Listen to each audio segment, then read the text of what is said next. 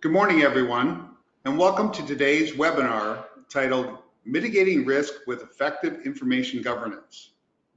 My name is Peter Callahan, and I'm the Chief Revenue Officer at PageFreezer. Today, we are excited to be joined by Gimel Software. Since 2002, Gimel has simplified records and information management with software that captures, manages, governs information so you can focus on your core mission. Before we get started, I'd like to go over a few items to make the most out of today's event.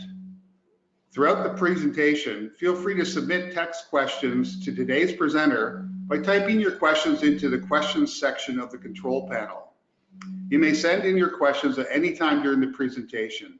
We will collect these questions and address them during the question and answer session at the end of today's presentation. Our webinar is 30 minutes. You don't need to take any notes throughout the webinar because the slides and the recording will be shared with all attendees after the presentation. I would now like to introduce our speaker today, Chris Kaplinger. Chris is the Chief Technology Officer at Gimel.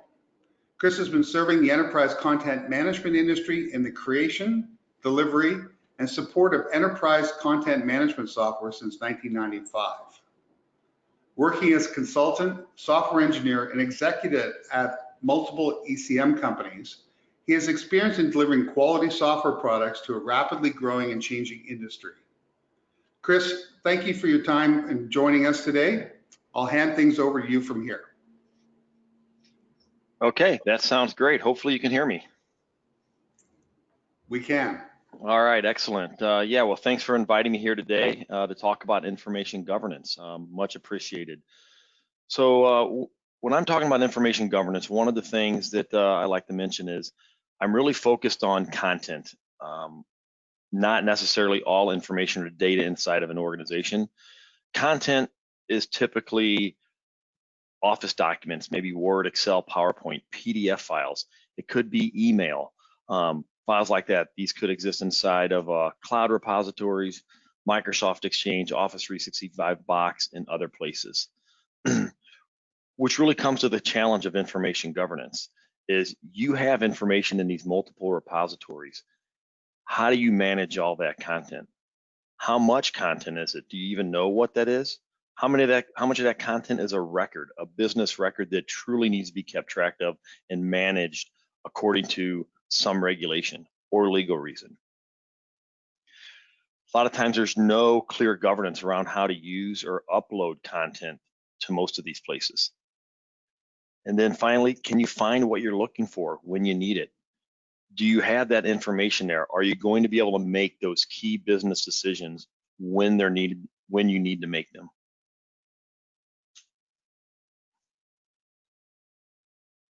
You're testing, there we go. So those are some internal things that you have to deal with the challenges of information governance. But there's also external consequences for non-compliance. As a couple examples here, FINRA, which is a regulator for the financial industry, once fined 12 firms a total of $14.4 million just for failing to protect records from alteration. So these business records, once they're known, they have to be protected both from naive and malicious alterations. Not only maybe alterations, but also from access.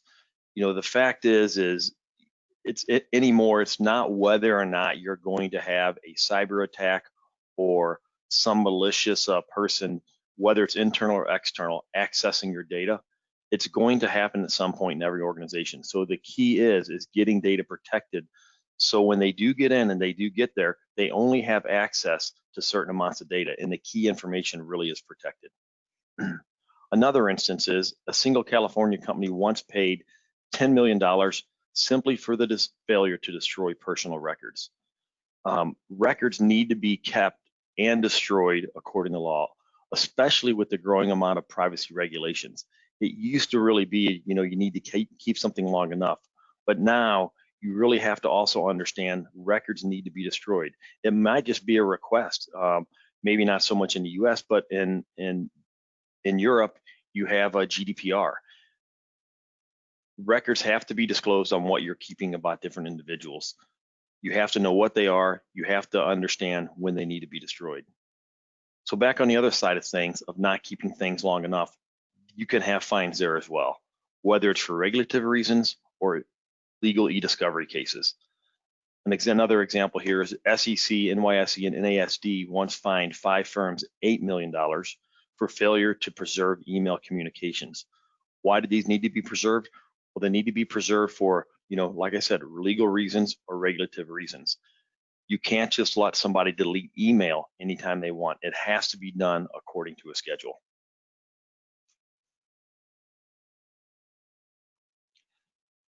So those are some external reasons and external consequences you get from poor information governance. But what about the impact of poor information management inside your organizations? What does it cause? Have you ever tried to find a misplaced document? It's estimated to cost your organization about $120 to find a misfiled document.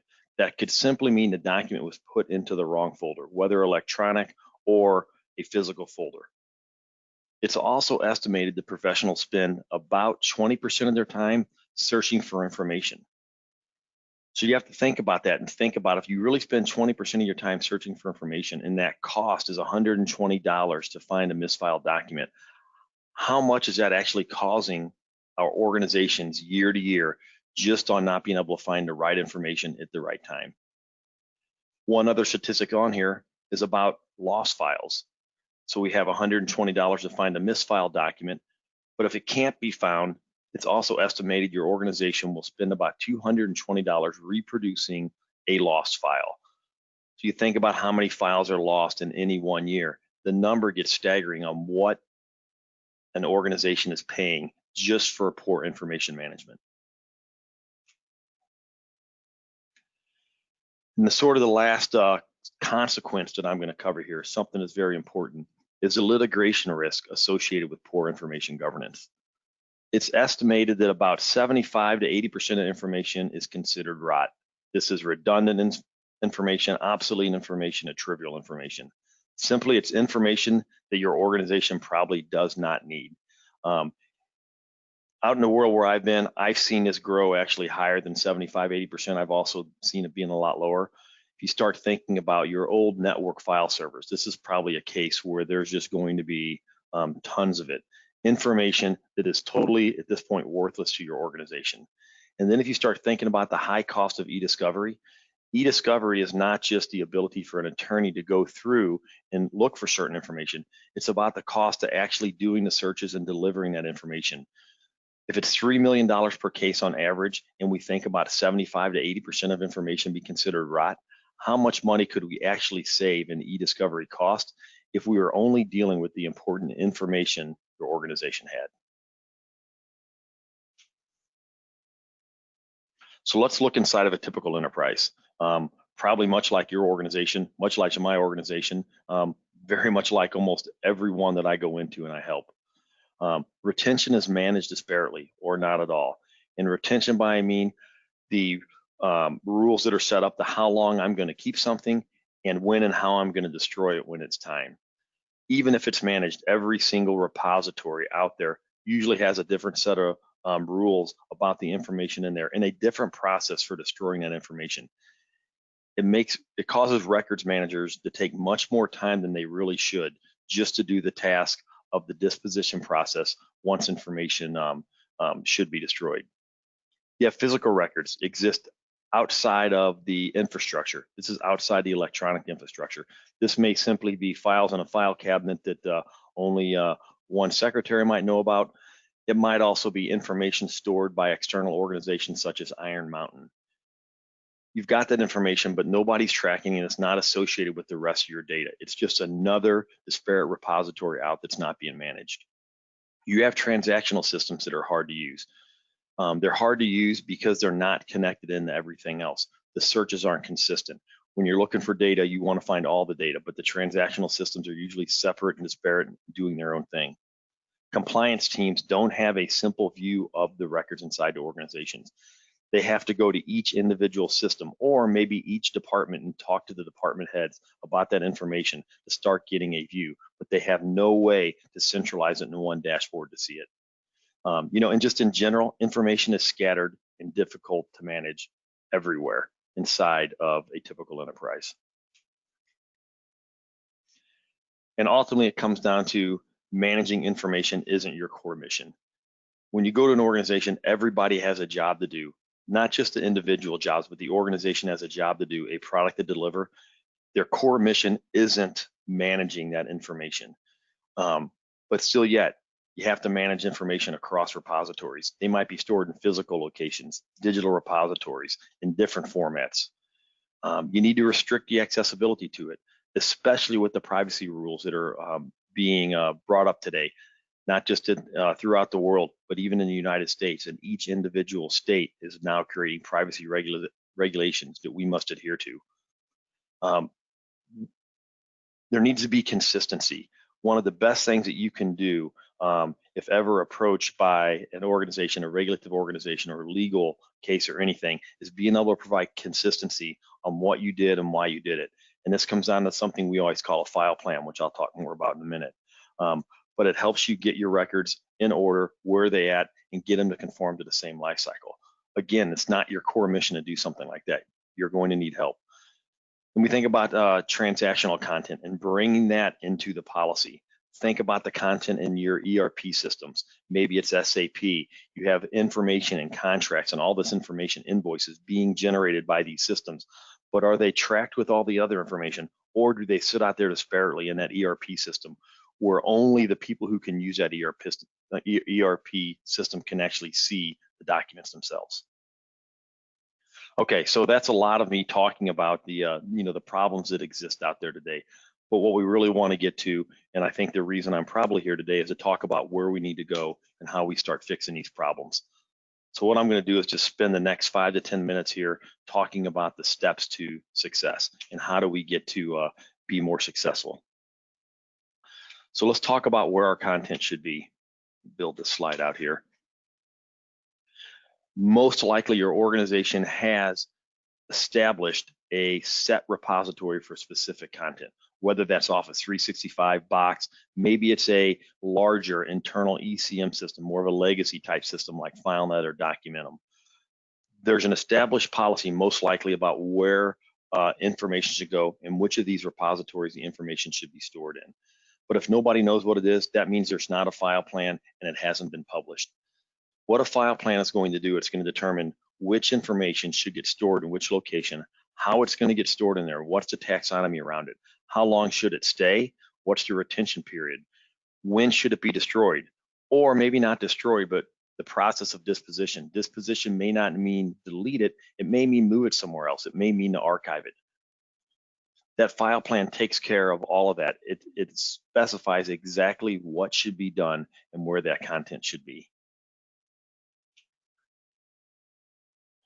So once we've established that file plan, we need to start thinking about saving content as efficient as possible. You're going to need some type of classification rules or classification policies to make this happen. There's multiple types of classifications should be driven by the file plan that I just discussed that you have to think about inside the organization. Back to the retention, how long are you going to keep it? What's the security classification? Where should this go so it gets the right security on it? There could be the exact same document, but it's going to have a different policy put on it because one contract, for instance, might be confidential. Another contract might not be. It might not be as risky. So you have to think about those. What are the privacy regulations around those? What is there certain times that these need to be accessible to the public? Key is, the other one on here is if we start depending on end users, again, with classification, it's not going to be the end user's core mission to make sure every single document or file is classified correctly. If you leave it up to the users, they're going to do what's easiest for them to do at that certain time. And it's easy to say, well, users need to make it their job. Well, they're just not going to. They're getting paid and they're getting bonus to do certain things, and it's probably not going to be concerned about the security, privacy, and retention of specific information. So we have to start thinking about things like auto tagging or auto classification. How are we going to get this information tagged appropriately? So what a good technology will do, a good technology will look inside the document, understand what's in there.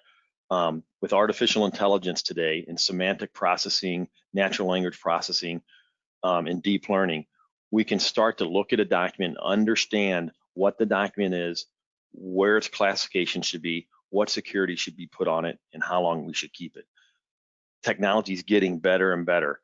And it's highly recommended to start thinking about those to make saving content easier. Don't just leave it up to the end user to put it there. Start making suggestions to them when they're in their email. This is a contract. You need to save this contract. This is a file that should be highly private. It's got social security numbers on it. Classifying it appropriately depending on the different circumstances. Next, once we've done that, we've established a file plan. We know where our information needs to be. This is the new information coming in. We've established policies for saving information and how to save it and how to get it into the right place at the right time. The next thing is to start thinking about is migrating and moving content.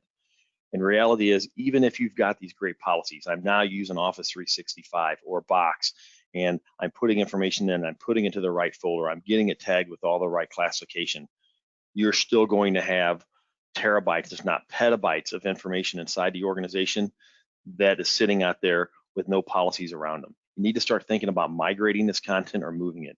Do you need to tag the content before you move it? If it doesn't get tagged, it's going to be hard to get it classified right. So you have to be thinking about what are the individual tags that need to be put on those? What's that metadata that has to be put on the files? Is some of the content rot? It might be as simple as nobody's touched this file share in 10 years, and we know our retention policies don't let us keep anything more than 10 years. You might not even need that giant file share out there with a petabyte of data on it. It could be rot. Discover and find out if you need it before you start thinking about moving it or migrating it. Should the content be transformed? One of the big things is about content, and I talked about this earlier with the in the financial field, is content must be made sort of immutable. Oftentimes, it can't be altered. A lot of times, you can transform data to make it unalterable, even if somebody sees it and gets a hold of it. A Word document can be made a PDF document. It can be archived as a PDF document. So do you need to transform that content? If it doesn't ever need to be edited again, it's something to think about as you're moving data across. And then start thinking about how long that process is going to take. I have never, ever been inside of a migration implementation and helping an organization do a migration where it's taken less time than they thought it was going to take. It always takes more time than you realize. So really understand what it's going to take and how long it's going to take to move that data, because while that's data being moved, it might be inaccessible or it might not be able to be modified, and the right people might not be able to see it. So really understand how long that process is going to take. Next thing, very important, and maybe one of the most important things we need to do, is creating those good search experiences. Earlier, I brought up the slide that talked about the cost of finding a misfiled document, how much time is spent looking for information and reproducing lost files. Well, we really need to start thinking about how to reduce that. And to do that, we need to ensure that every user inside of an organization can find all the content they need, not just a little bit of it. We need to be able to find all of it. What I recommend to do is start enabling facets. These facets are the great things that show up on the left side of search experience that say, okay, you search for this one keyword, but what was the date range? Who is the author? What specific type of content would this be? And other types of things that can help you drill down and find that specific information. Start thinking about graph technologies. One of the big things that's happening in technology today is the use of graph databases. Graph databases don't just put the full text of information into a search engine. They start to create links between different pieces of content and create that relationship. So even though one document may not have all the information about it, it may have links to start understanding of, this employee file is associated with this contract or something else. Things can start getting tied together when using a graph database appropriately. Think about type ahead. There's nothing better than when you're out doing a Google search, when you start typing and it starts actually guessing the right thing that you're going to search on, and you can simply hit the enter button and it fills in the rest of your search. Good search engines can start doing that for you. So be sure and do these types of things when you're enabling these search experiences. Consider auto classification. I'd mentioned this a little bit earlier when saving content. It's not just about kind of the auto tagging when you're saving it, but a process that goes back in and starts pulling out the metadata of a file and starts enriching it. So you look inside of a contract, maybe that contract doesn't have all the information in it, but if it can be linked to other information and start having that enriched with metadata from other places and other master data tables inside your organization, it can make that search experience much better. And then finally, think about indexing all of your sources. Most search engines that I see in most places I go, they have individual search engines. They have their social medias on one search engine, SharePoint's on another search engine, their legacy ECM's on a search engine, their SAP's on a search. But you really got to start thinking of bringing that all together into an enterprise search experience. So then once you do all that and have it so the users are happy and they're getting what they need when they need it, we have to start thinking about protecting and managing content. Use DLP. DLP is simply, depending on who you talk to, it means data loss prevention or data link prevention. It's policies around information, so when it finds something, it can lock it down. For instance, if somebody's getting ready to send an email out and that email contains 10 social security numbers, good DLP software can detect that and prevent that information from being emailed externally outside your organization. Apply the retention policies that we've talked about. Make sure that now that you have that file plan and understand how long everything needs to be kept, apply that and apply those policies to your information throughout the enterprise, not just in one place. And once you do that, it's important to understand and ensure that your triggers are starting at the right time. One of the hardest things about the retention of information is understanding the right time to start to actually start the retention of a document. If it's a contract, when does that start? It doesn't start the date that the file was created, but that contract retention should start the date the contract is now obsolete or is superseded or something like that. Now that's when you keep it. You need to understand when that happens and get those triggers started at the right time. And then my final thing here to steps to success is disposing of expired content.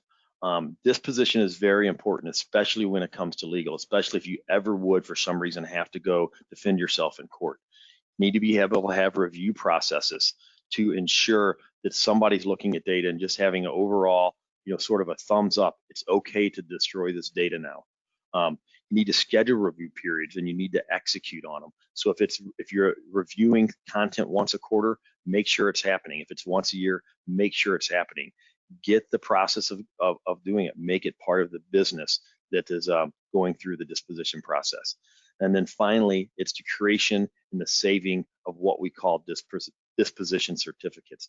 A disposition certificate is simply another document that says this disposition happened. We deleted all the employee records of people that are no longer here as of 5 years ago. That's our policy. We executed the policy, we destroyed the data.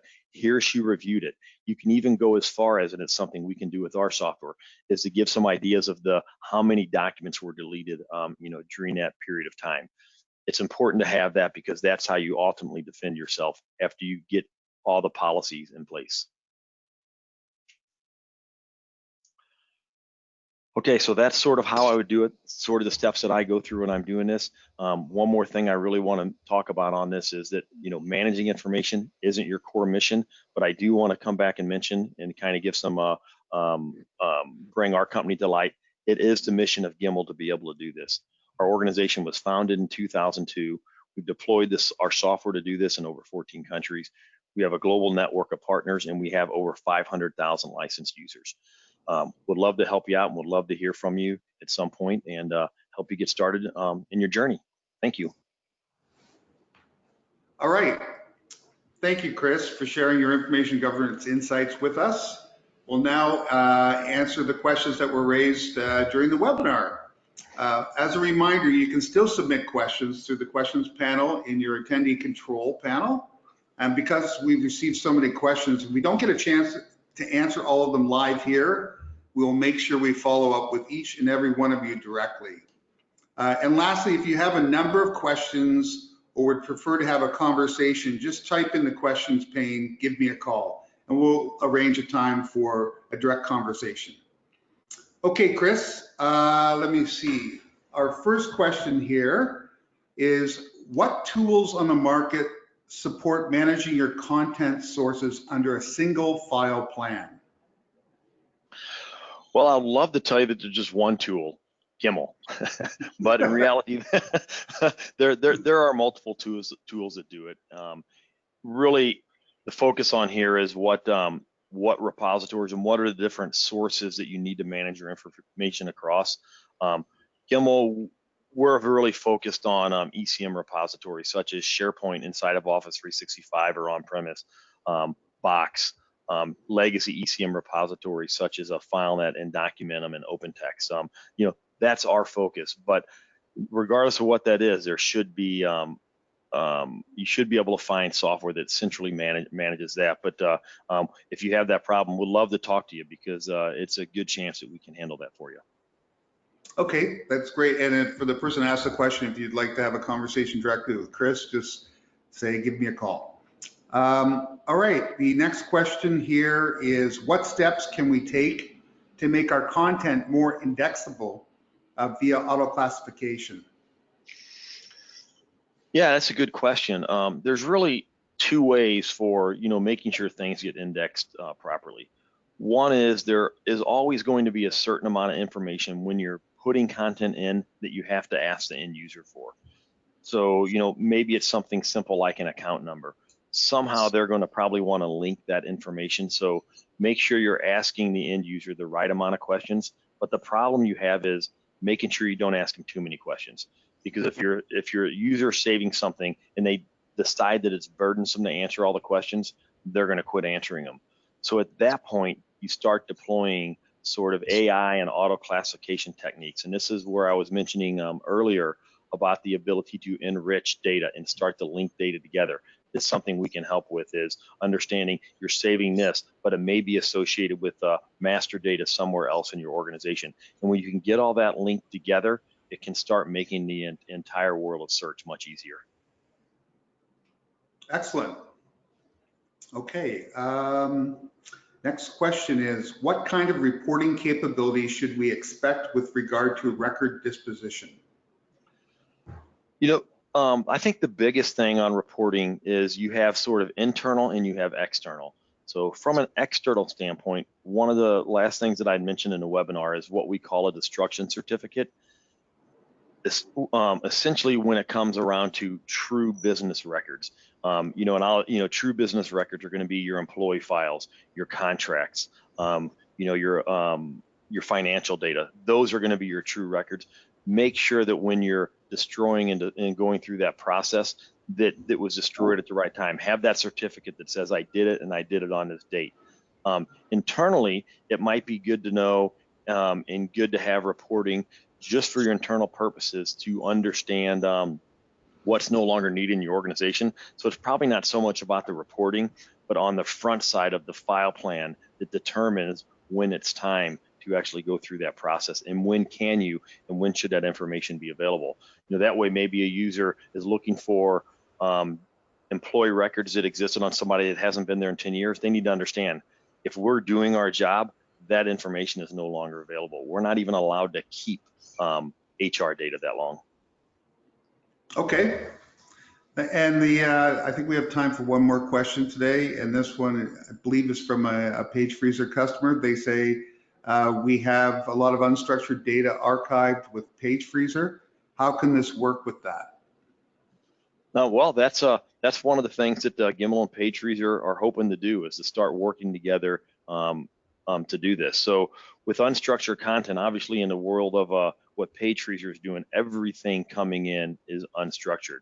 So what we're wanting to do is to start thinking about using our file plan and using what we put together to start managing that information. So we believe we totally have the ability to manage, or reach in maybe to that PageFreezer archive and help you decide when that information can be disposed of at the right time.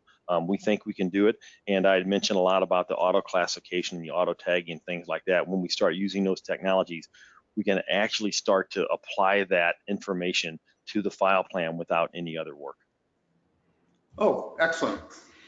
All right. kind of out of time here. So thanks, Chris, and thank you for everyone for attending the webinar today, and Chris for all your input. You will receive a follow-up email with a link to view a recording and the slides of today's presentation in your email shortly. And on behalf of Page Freezer and Gimel, thank you again for joining us, and have a great rest of your day.